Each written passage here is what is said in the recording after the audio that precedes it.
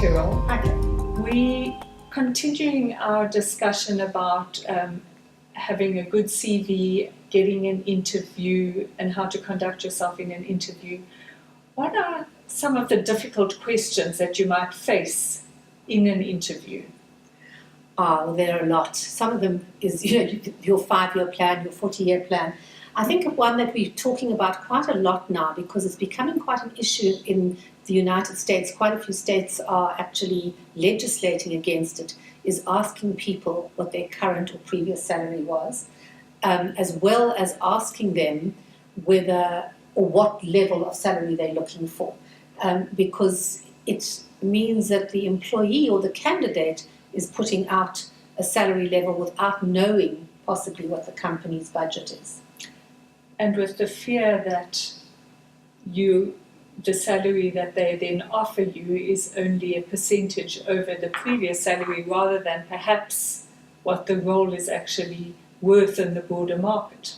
Yes, and it can be a timing thing as well because, Yes. Often you might be looking for a job halfway through a salary increase cycle.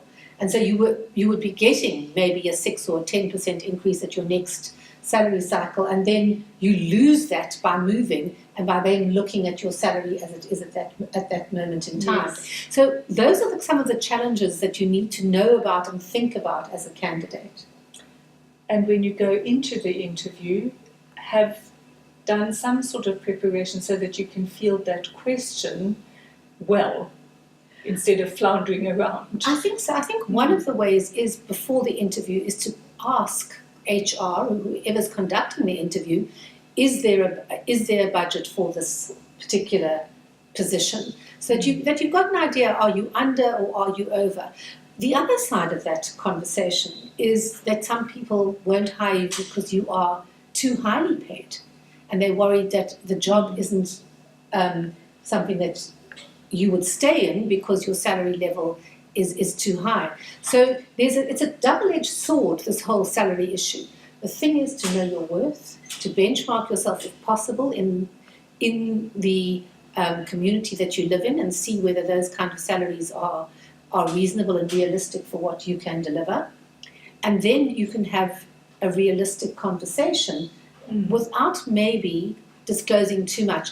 One of the pieces of advice I've noticed on a few websites is cross out that or put a little dash there so that the HR and line managers know that you've seen it, that you haven't ignored it, but that you want to have a conversation about it. Yes. So that both sides, it's like playing poker a little bit, the salary thing, I think. You've got to both be prepared to negotiate, and you've both got to have, I think, a reasonable bottom line.